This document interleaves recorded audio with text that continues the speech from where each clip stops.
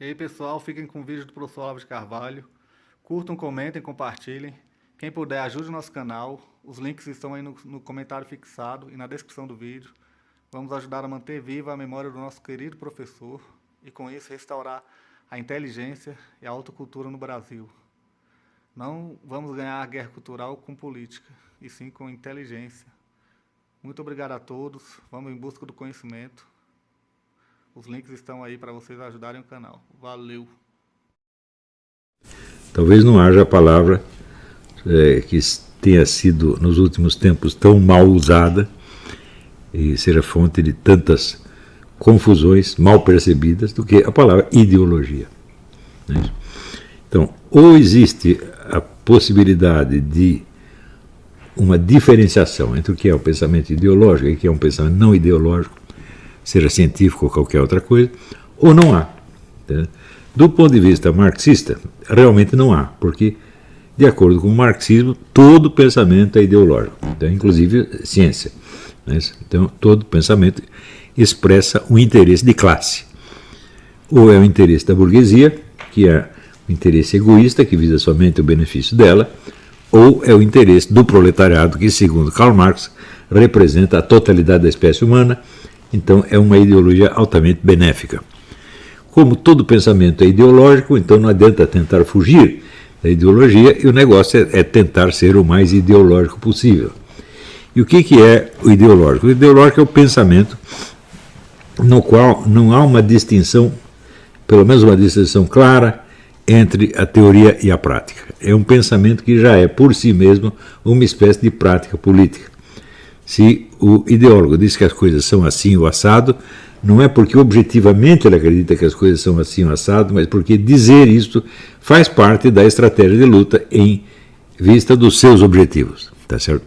Então, isso quer dizer que a palavra ideologia, tal como usado por alguém, um comunista, alguém influenciado pelo pensamento marxista, é uma palavra que você não tem nunca como discutir se esse uso é correto ou incorreto, porque, na verdade, todos os usos são ideológicos e, portanto, todos eles, desse ponto de vista, são corretos.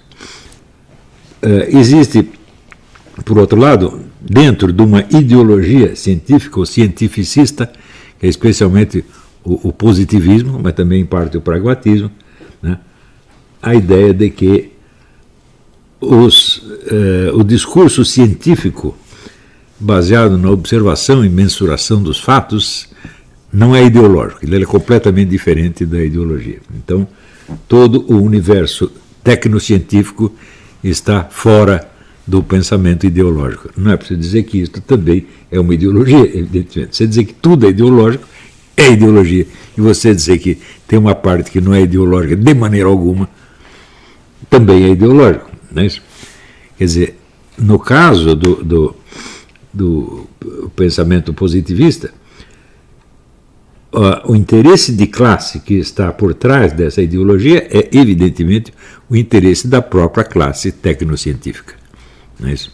Que, através desta ideia, adquire, vamos dizer, uma autoridade supostamente acima do pensamento ideológico. Se você tem uma dissensão ideológica, você pode entrar com a palavra da ciência e da tecnologia e arbitrar aquela questão num terreno onde é possível a confrontação objetiva dos dados. Na verdade, essa definição é idealística, na verdade, porque se nós podemos conceber uma diferença entre o pensamento ideológico e o pensamento científico, bom, nós podemos conceber verbalmente, na definição desses dois empregos da palavra. Mas, na prática, essas duas coisas andam muito misturadas. Mas, hoje em dia, quando você tem estudos também científicos a respeito da composição da classe acadêmica, tá certo? E de como ela luta pelos seus interesses e como ela busca possuir o monopólio do conhecimento, marginalizando todos os que não estejam na profissão, hoje em dia é muito fácil você perceber que esta pretensa distinção radical entre pensamento ideológico e pensamento científico é apenas ideológica e não científica. Né? Por outro lado, se nós dissemos que nunca há uma distinção, então caímos na regra marxista e tudo é ideológico, inclusive aquilo que estamos dizendo nesse momento. Então, o problema do marxismo é que ele elimina o problema antes de tentar resolvê-lo. Se você já parte do princípio que tudo é ideológico, bom, então não há por que você distinguir entre o pensamento ideológico e o pensamento que é qualquer outra coisa. Mas podemos, para além ou por cima dessas confusões todas, é possível colocar de uma maneira sensata, não digo científica, mas pelo menos sensata, racional, a questão da diferença e das relações entre pensamento ideológico e não ideológico?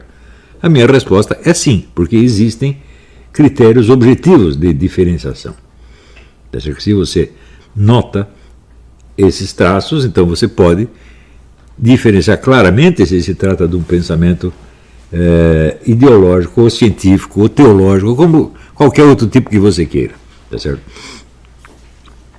Então, o primeiro traço é o seguinte: a palavra ideologia foi colocada em circulação por Napoleão Bonaparte, né? E ele usava o termo de maneira pejorativa. Les idéologues, para ele, eram um monte de desocupados que viviam especulando sociedades ideais e que nunca iam ter nenhuma interferência real no curso das coisas políticas, né? Então era exatamente o contrário do que ele era. Ele não tinha nenhum modelo de sociedade ideal na cabeça. Ele ia misturando as coisas conforme, num determinado momento, elas lhe pareciam viáveis ou inviáveis, sensatas ou insensatas. Né? Tanto que se você perguntar, bom, Napoleão era a favor da Revolução Francesa ou contra? Não dá para você responder.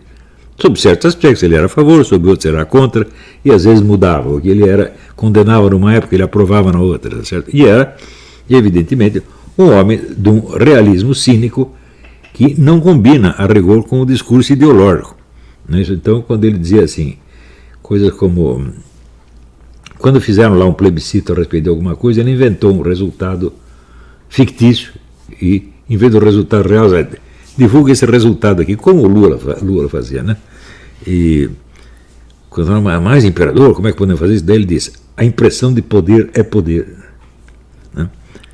Quem pode negar que esta frase contém uma boa parcela de verdade? Nem sempre é poder, mas às vezes é. Mas, às vezes a impressão de poder faz o sujeito se enganar. Agora, por exemplo, nós estamos vendo aí, né, o Lula saiu da cadeia com uma impressão de poder devastador que ele ia virar o país de cabeça para baixo, e você vai nos encontros lulistas, só tem 5 pessoas, né? Alguns deles xingando o Lula. Então eu falo, bom, então essa impressão de poder é enganosa.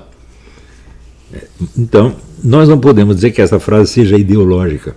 Ela é uma frase que tem pretensões científicas, ela está pretendendo descrever uma realidade que é independente das suas preferências ideológicas, ou seja, uma realidade que vale para os seguidores de uma ideologia como vale para os seguidores da sua oposta e de qualquer outra ideologia.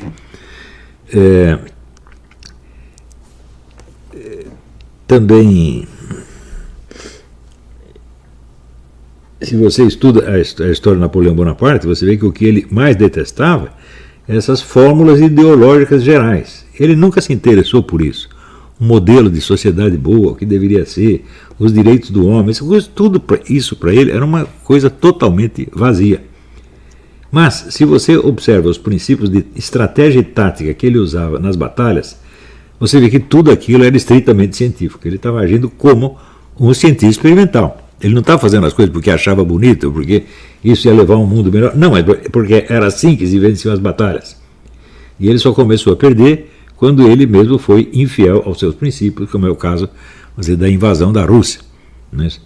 Ele invadiu a Rússia baseado numa ideia muito errada que ele tinha a respeito dos russos, que ele desprezava os russos, achava que era um bando de idiota. Na verdade era um preconceito racista, se você pensar bem. E os russos acabaram se revelando muito mais capazes do que o Napoleão imaginava e muito mais capazes do que o próprio Napoleão. Né? Tudo o que eles fizeram durante essa guerra foi coisa que para Napoleão eram totalmente imprevistas e imprevisíveis. Por exemplo, que um povo pudesse fugir das suas cidades queimando todas, isso nunca ninguém tinha feito. Uma coisa muito loucura, quer dizer, eles estão fazendo a guerra contra eles mesmos. Né? Então ele realmente ficou atordoado com isso, não entendeu. E quando ele decidiu ir embora da Rússia, foi aí que começou a guerra, porque é aí que os russos atacaram. Eles atacaram, não o atacante, mas atacaram o fugitivo, né?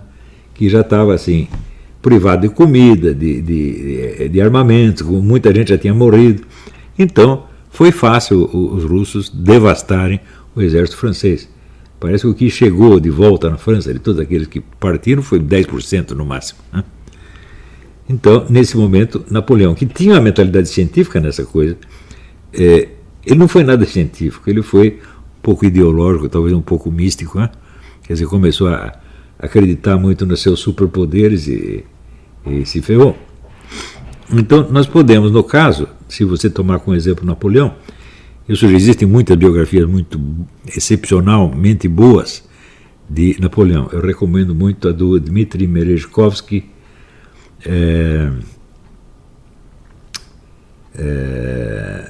sobretudo a do historiador inglês Andrew Roberts. Eu acho a melhor que existe. Andrew Roberts está vivo ainda, né? Existem muitas outras. É bom você estudar isso, porque ali os limites entre o que é pensamento ideológico, o que é pensamento científico, o que é outro tipo de pensamento, aparecem de uma maneira muito clara. Não assim tão fácil de você definir, mas os fatos estão ali. Então, existem alguns traços definidores do pensamento ideológico que não estão presentes em outras formas de pensamento, seja científico, seja literário, como você quiser, ou religioso, como você queira chamar. E a ideia da sociedade ideal é básico em todo o pensamento ideológico. Quer dizer, toda fórmula ideológica imagina uma sociedade como um todo, um modelo de sociedade, e propõe esse modelo como melhor do que o atual. Pode ser um modelo futuro ou pode ser um modelo passado. Você pode apelar, vamos dizer, para o desejo de um futuro melhor, ou pode apelar para o mito de um paraíso. Tá certo? Tudo isso está presente necessariamente em todo o pensamento ideológico, embora não esteja presente só nele. Mas sem isso, simplesmente não há ideologia. Então, se você pega um autor, por exemplo, que critica ou aprova determinados elementos, determinados aspectos da sociedade presente, sem compará-la com um modelo ideal e sem propor nenhum modelo melhor, esse pensamento não é ideológico de maneira alguma. Ele pode ser a favor ou contra algumas coisas, pode ser um pensamento pode ser tanto um pensamento científico quanto apenas um pensamento jornalístico ou literário ou apenas uma opinião pessoal. Isso me interessa, mas ideologia não é. Então, esse critério objetivo permite você saber se você está discutindo com um ideólogo ou com alguma outra coisa. Se não houvesse esta distinção, então a própria história das discussões ideológicas seria impossível. Porque todo e qualquer palpite sobre qualquer coisa seria a expressão de uma ideologia. Então, a história das ideologias seria simplesmente a história da espécie humana. Quer dizer, a coisa não teria limite, não seria abarcável, né? Então, essa distinção ela tem que existir. E esse critério, para mim, assim, ele nunca falhou. Mas, para o sujeito que é de formação marxista, mesmo essa distinção falha. Por quê?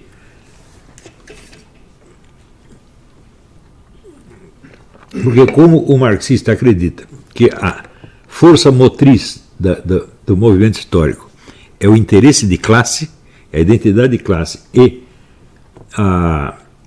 como é que se diz? A identidade de classe e o interesse de classe, então o interesse de classe existe por trás de tudo o que se faça ou diga, de maneira consciente ou inconsciente. Então, se o sujeito está, por exemplo, se ele critica só uma coisa, ele falou mal, por exemplo, sei lá, do preço das passagens de ônibus, ou do preço da carne, né? Ele nunca deu palpite nenhum sobre política, ele dá um palpite sobre aquilo. Então, o marxista pode associar essa ideia singular a todo um quadro ideológico pré-existente, que é o quadro da classe a que ele pertence. A que ele pertence realmente ou idealmente. A que ele pertence por estar nela sociologicamente, economicamente, ou a qual ele pertence por identificação. Quer dizer, o sujeito não precisa ser um burguês economicamente para ter a ideologia burguesa, né? Senão seria impossível você acusar, por exemplo, como acusaram o poeta Boris Pasternak, de ter ser um seguidor da ideologia burguesa, não tinha ideologia nenhuma para ele, não tinha burguesia nenhuma para ele seguir, e ele nunca tinha sido um burguês na vida, tá certo? Mas, por analogia, né, você pega determinadas ideias e vê que analogicamente elas poderiam se encaixar idealmente num quadro total de uma sociedade tida como ideal, por exemplo, a sociedade liberal burguesa. Tá certo? Se aquilo que você diz combina vagamente com o que os defensores do liberalismo burguês dizem, então você passa a ser um liberal burguês, ainda que você nem os conheça. Então, aí, este truque retransforma em ideologia coisas que não são ideologia de maneira alguma. Não são e nem poderiam ser.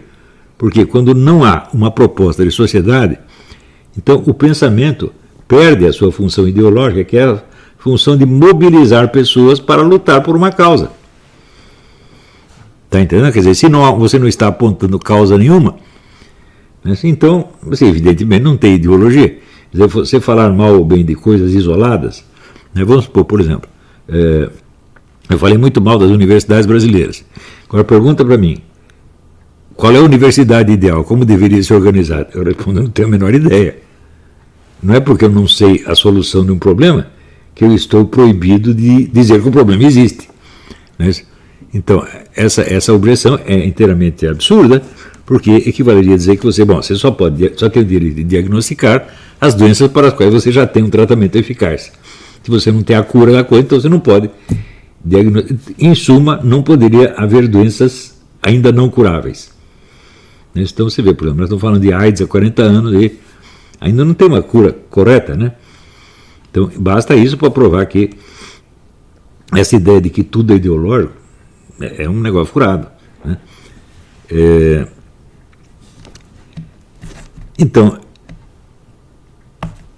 este critério permite você saber se você está discutindo com um ideólogo ou com outra coisa qualquer. O ideólogo pode estar muito certo no que ele diz e o outro pode estar falando um monte de besteira, mas isso não os torna iguais. Quando, por exemplo, decidiram rotular a mim como ideólogo do governo Bolsonaro, é claro que estão mentindo e estão mentindo porque não sabem o que é ideologia. Usam o termo em sentido ideológico, usam o termo ideologicamente, ou seja, usam o termo como arma de uma luta política e não como um instrumento descritivo. Quem quer que conheça os meus escritos sabe que a lida ideológica não tem nada, pode ter muita coisa subjetiva, ideia, ter até ideias absurdas, né?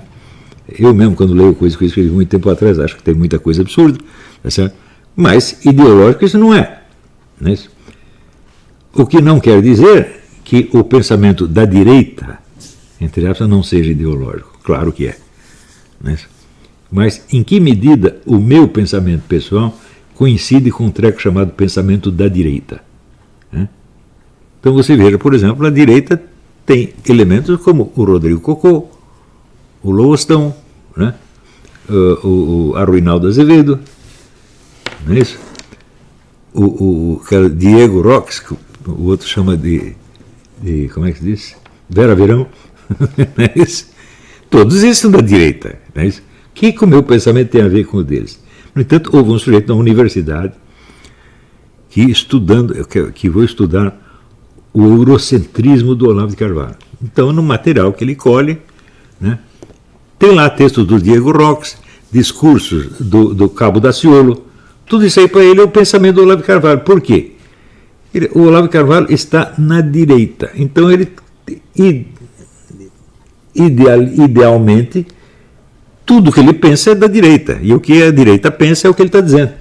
Então isso quer dizer que a característica de pensamento individual desaparece, restam só as ideologias de classe. E classificar você nesta ou naquela ideologia de classe é a única atividade intelectual que existe. É a única coisa que esses idiotas aprenderam a fazer na faculdade e fazem isso o tempo todo. A redação inteira da Folha só faz isso, a redação inteira do Globo só faz isso. Esses professores universitários como é?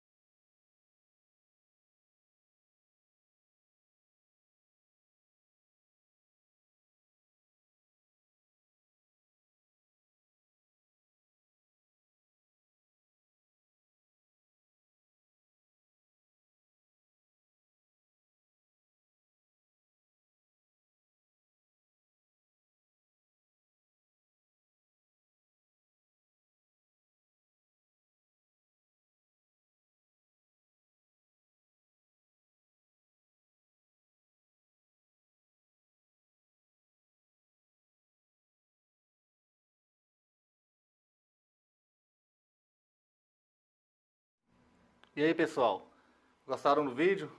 Curtam, comentem, quem não for inscrito ainda, se inscreva no canal e ajude a divulgar o conhecimento e com isso preservar a memória do professor Olavo de Carvalho. Muito obrigado a todos. Curtam, comentem, compartilhem. Vamos lá, pessoal. Valeu! E aí, pessoal do canal, tranquilo? Então, a gente ainda quer fazer o sorteio das 3 canecas do professor Olavo de Carvalho aqui no nosso canal. Mas para isso a gente tem que chegar a 120 mil inscritos no canal. Então compartilhe, comente, curta. Mande nosso canal para os seus amigos, parentes, para todo mundo se inscrever e a gente chegar a 120 mil inscritos. Apoie o nosso canal, quem tiver condições, para a gente continuar aí no YouTube, no Telegram e também no Instagram e Twitter. Sempre trazendo conhecimento e falando a verdade aí para todo o Brasil e para o mundo. Valeu, tamo junto. Fique com o vídeo. Forte abraço. Deus, pátria, família e liberdade. Valeu! E aí, pessoal, tranquilo?